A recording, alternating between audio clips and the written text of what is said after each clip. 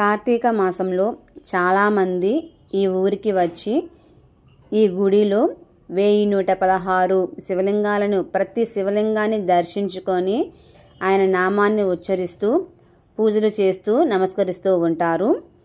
అది ఒక విశేషము. నేనైతే ఇక్కడికి రెండవసారి రావటం జరిగింది. లాస్ట్ ఇయర్ వచ్చాను, తర్వాత ఈ సంవత్సరము వచ్చాను. ఇక్కడ విశేషం ప్రతి ఒక్కరిలో నేను చూస్తున్నది ఏంటి అంటే, ప్రతి ఒక్కరు ప్రతి లింగాన్ని కొంతమంది అయితే ఒంగోని మరీ 1116 శివలింగానికి మొక్కడం అంటే మామూలు విషయం కాదు. సో ఇక్కడ ఎండ తీవ్రత బాగా ఉంది. ఆల్మోస్ట్ మేము వెళ్ళే టయానికి 2 o'clock అయింది.